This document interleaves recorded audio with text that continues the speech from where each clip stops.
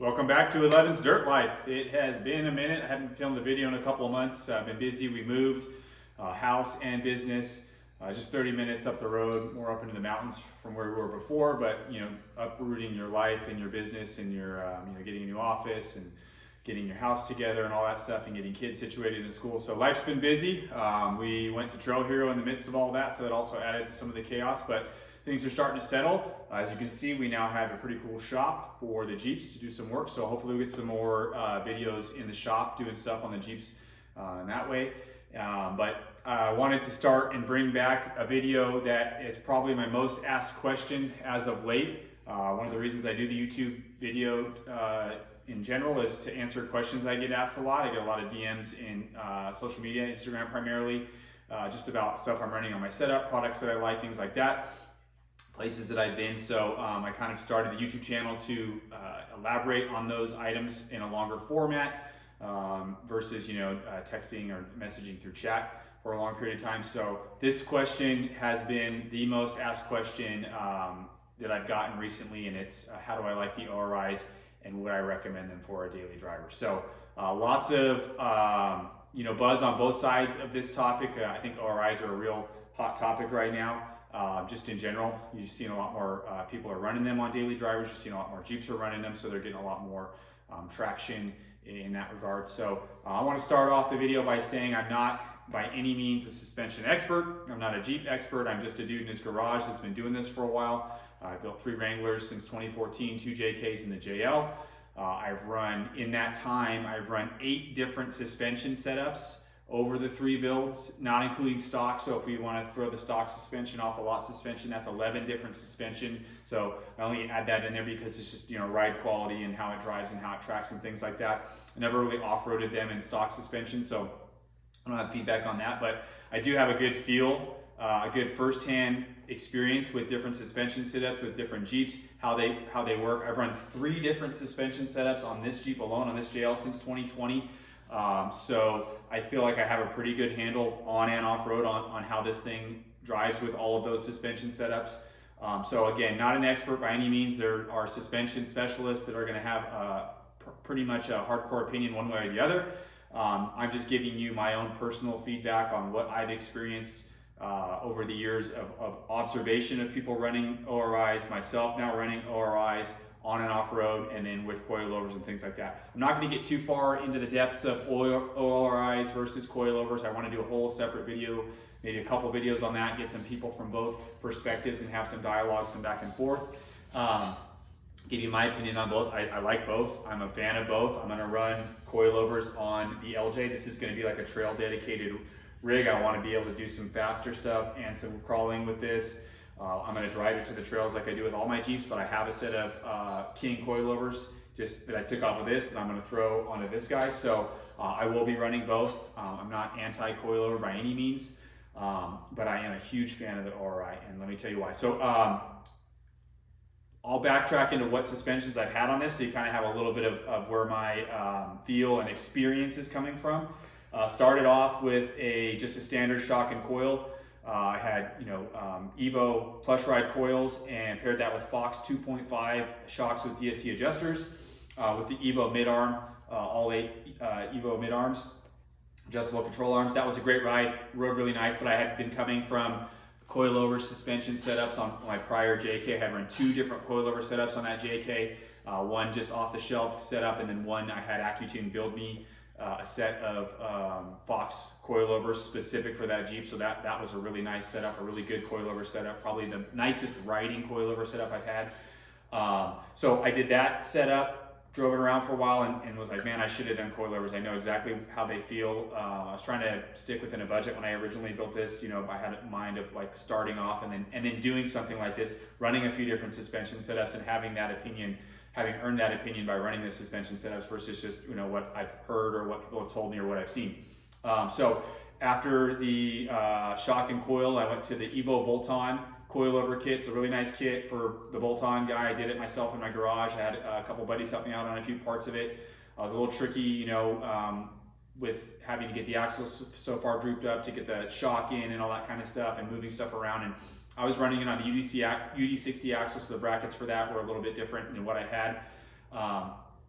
And so ran that for a little bit, and then was Justin from Krash Fab was talking to me about wanting to do his long arm on the JL. He's been doing long arm on the JK for a while. Just wanted to take what he already had and translate that over into the JL.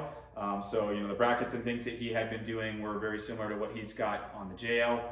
So just making that work for the new platform. So in talking to him about that, I was thinking, well, if we're gonna have, I had done everything on my Jeep up to that point, if we're gonna have someone else do something, why don't we do the weld in the towers, somebody who knows how to weld really well, someone who knows how to build that stuff, do all that at the same time. And then, it started percolating in my mind to like give the ORIs a shot. I've been watching a good friend of mine run them for years on his JK. He daily drove it for years. It's a trail dedicated rig now, but he daily drove it all the time. And it just worked really well. Best riding Jeep I'd ever been in. I'd ridden in some really high-end coilover, top of the line, most money you can buy suspension setups, and the ORI setup felt nicer on and off road. So again, coilovers have their own place. For most people, they're going to be fantastic. They shine in all aspects of off-road. But for me, making the switch, part of the reason when I decided to do the long arm, the Krash Fab long arm kit and the towers was to try the ORIs out at that time. So that's what we did. So Justin over at Krash Fab welded me in towers for the ORIs front and rear. We did a 3-link long arm in the front and a traditional 4-link long arm in the rear. The reason I'm just telling you that is so my experience from the coilovers was with the mid-arm kit going to a long arm and an ORI. Automatically the long arm's going to make it ride nicer. So I just want to throw that in there. That's just going to make whatever suspension setup you have ride nicer both on and off road. My JK rode really nice with the coilovers, tracked really well, drove really good. I had no problems driving it to Utah and back, Southern California and back. Put a lot of miles on that setup. It's a little stiff, which coilovers can be if they're not set up right. So that kind of gets me to where my biggest pro for the ORI daily driver setup is the ease of tunability. So coilovers can be tuned however you want. They take a little bit more effort, a lot more effort I would say than the ORI does. So what I really like about the ORI for the daily driver, for the guy like me, is I don't have to fully droop out the shock to get adjustments on it, right? So with the coilover, you need to fully extend it to adjust preload. It's ideal to have it fully extended to add nitrogen. You can add it on deck, but I would prefer to do it when it's fully extended, so you're filling as much nitrogen in there as you can when it's at full extension.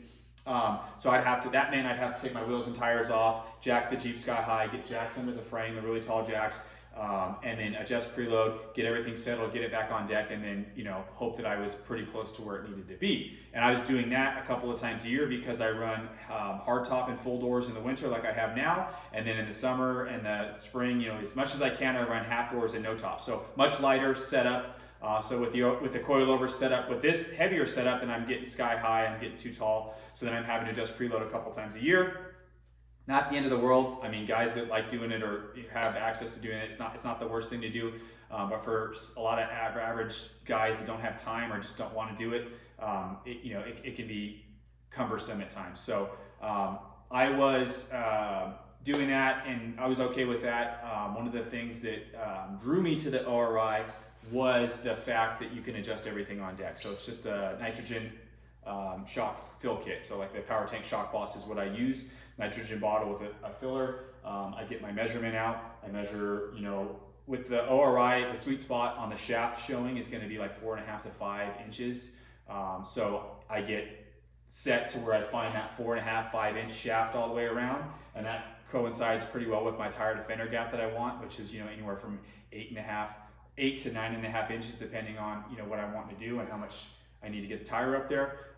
So the way Justin built the setup was for me to be able to drive it around all the time with the 4.5 to 5 inch shaft showing. And that's where you're right in the sweet spot. Everything feels really nice.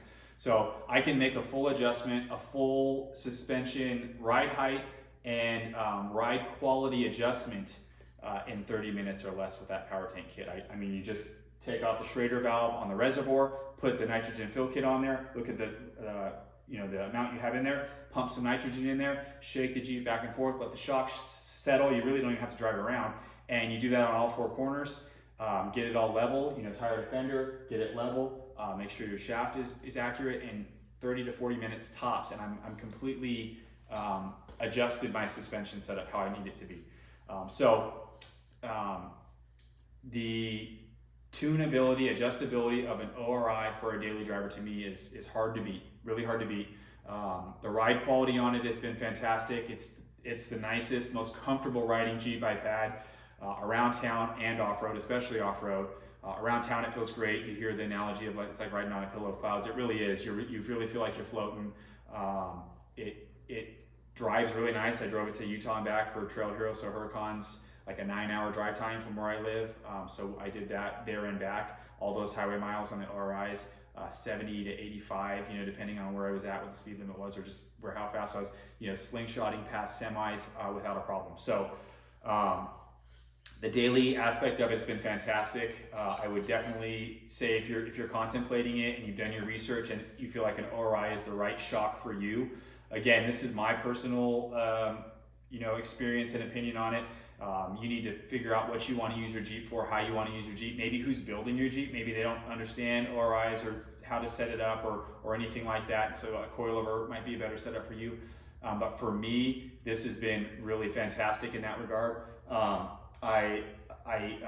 You eliminate the sway bar, you eliminate bump stops. The bump stops are built in internally. There's no sway bars, that's built in internally. So the way that ORI, just real quick, has upper and lower chamber of nitrogen. The lower chamber you would fill first when the shock is fully compressed, so your Jeep is like super low rider. You hit that lower chamber. Mine's at 120 all the way around on all four corners, and that kind of sets your sway, your stiffness. And then once you do that, then you would add it to the upper chamber, and that's what's going to raise the Jeep up and get that shaft, that chrome shaft showing on the shock or strut, for your ride quality and your ride height. So how it feels in and out. So day to day, it feels great. The one negative on the ride quality of the ride feel that I would point out is something you've probably heard or seen. It feels like a pogo stick. To an extent, it does. It doesn't. You're not bouncing around like crazy, but you do notice that a little bit more. That was something I hadn't expected to feel that I do. Not anything that I'm not I don't even notice it anymore. And it doesn't bother me. I've never once had someone get in and say it feels like it's bouncing or pogo-y, but it does have a little bit more of that. Like if you get on a hard stop, you can kind of feel it, like give it a little bit more back and forth like that than you would with another setup. So that's like, if it's even a negative, that would be the only negative I would have. It's a much cleaner package, in terms of like what you have. You don't have your bump stop in there. You don't have a coil in there. You don't have a sway bar. So it's a lot cleaner from that. That's not really a daily driver aspect. That's more of an aesthetic aspect. Coilovers look super rad as well, so it's hard to compare looks on something like that. But just from the overall ride quality, the overall ease of adjustment for a daily driver, I've been really happy. It's exceeded my expectations, and part of that is paired up again with the long arm. Whatever long arm kit you would go with, you're going to want to run a long arm on something like this. You don't need to run limit straps, which with some coilover setups you do. It's really preference on what you want to do with your Jeep, right? So again, I'm not a suspension expert. I don't claim to be, but I have run enough suspensions that I have somewhat of an educated opinion on it, somewhat of a firsthand feel opinion on it. Again, I'm just a dude in his garage that enjoys doing Jeep stuff, that has been doing it long enough and has run enough stuff to be able to pass along some of the information that I've learned along the way.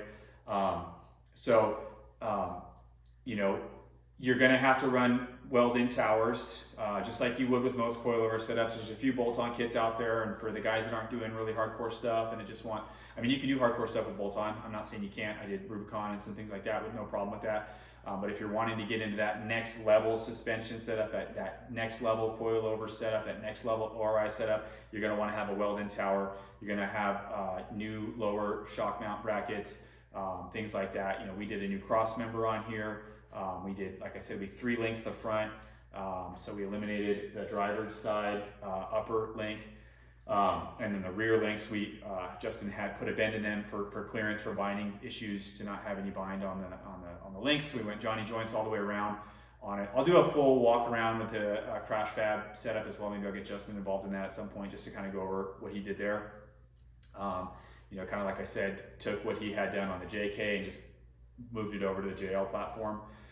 So that's all that stuff's available on his website on Krash Fab if you wanted to look into that exact kit that I'm running, along with same with the towers that we did. So we kept the towers on mine in almost the stock location on the JL, just raised them up and pushed them back a little bit. So it's a pretty, if you know how to weld or you know how to fabricate, or well, you're not really fabricating at this point, you're just welding, right? If you know how to weld and you know how to, line everything up, it's going to be a relatively straightforward kit for someone that can do that kind of stuff. So again, really happy with the setup. I do recommend it for a daily driver if it's something that you've been considering, you've done your research on, and you're happy with. A couple of the things that you hear about ORIs are, one, the weight capacity, right? They're designed for lightweight rigs and this and that. That is true to an extent, but a lot of what you see is what people are interpreting as full Jeep weight is corner weight, right? So each corner for what these ORIs are rated for I'll never get there. The Jeep will never be that heavy. So it's it's got plenty of weight rating for this. You talk to the owners of ORI, you talk to Jensen Bros, they're running these on Jeeps all day long. So that is something that, a coilover you can run as heavy as you want, because you can put whatever spring rate you want. You can throw a bunch of nitrogen in there. You can really, and you can run a pretty heavy. I know for a fact, I know 2 guys running super heavy JKs with these and haven't had any issues. The other thing you would hear is the failure if it goes down, you're out because you have no spring to ride on, and that's true to an extent. You do have that bump to get out if you had to. I've never seen an ORI failure, and I know I'm not just going off of 1 guy or 2 guys. I know multiple people that have been running them for years. I've never seen a failure on the trail. I think that was maybe something that was happening like with the first version of them that came out. They've revised them many times. Another thing is that because of how much nitrogen you have to put in them, because of the weight, that you're not getting enough like shaft. You have no no up travel because you got no shaft showing. And that can be accurate if you're not set up properly with where your bracketry is located. Like I said, I've got 4.5 to 5 inches of shaft showing on a 14-inch travel shock. So I've got plenty of up travel for what I need. I'm not doing high speed stuff. And I can make more. I can make my Jeep sit taller if I need to. I can make it sit lower if I need to. So the amount of nitrogen that we're putting in these is really not that much of an issue because of the way that it's designed to run, the nitrogen amount at that level, right? So, like the amount of nitrogen you put into these seems crazy to how much you would put into a coilover, but it's a totally different shock. So, and then I think that's pretty much, what you would hear on the negative aspect of it. I feel like I don't have, mine is not giving me a lot of push off. It's not unloading on me where I feel like it feels very stable, feels very planted, much more so than I had before. And that can be with whoever's setting your stuff up. That can just be through trial and error, getting your suspension set up properly. There really isn't, in my opinion or in my experience with this, a lot of that going on. Not enough to like scare me away or to feel like I need to change my whole suspension setup. Again, like to get a coilover set up, dialed properly, you really need to know what you're doing, and you need to have someone that really knows what they're doing set you up. So not that you don't with this, but it's a little bit different in that aspect. It's a lot easier for a do-it-yourself kind of a guy to set it up and get it going. I would just defer to what you feel comfortable with, maybe who is helping you do your build. Do your research. Don't just take my word for it. Talk to other people. Talk to coilover guys and make sure it's the right decision for you. It's been probably one of the best things I've done personally on any of my Jeeps, hands down. I knew I was going to like it, but it has exceeded my expectations significantly. I think you're going to start seeing a lot more ORIs on JLs, JT. I don't know about JTs, but maybe JLs, JKs. You guys are starting to switch over. Guys and girls are starting to switch over to do something like that for various reasons. And so, coilover's been around for a long time. It's been proven for a long time. You really can't go wrong with. You're not gonna regret a coilover setup unless you don't set it up properly. Unless you get like a kit or something that isn't really up to par. If you get a nice setup, if you get a nice kit, if you get a nice builder doing it for you, it's going to work phenomenally. I would say the same for an ORI setup. So Long story short, 100% recommend ORIs for a daily driver if it's something that you are considering. So feel free to reach out and message me if you have questions through social here, through YouTube, through Instagram, any channel that you get through to me. I am more than happy to talk about it. And like I said, I will do something that's probably a little bit more in depth with the ORI coilover, not like a versus, maybe more of a comparison. I kind of want to have it to be objectively speaking, like let's do some pros and cons. Where is this setup going to work for different people? Help people figure out what works best for them. But really just wanted to kind of answer this question since it's been something I've been getting asked a lot, and I've been off the YouTube here for a little bit. So get back with a video that I think people are interested in the topic. So thank you for tuning in as always. Hopefully we'll get some more videos cranking out here soon. And again, I appreciate it. Thanks.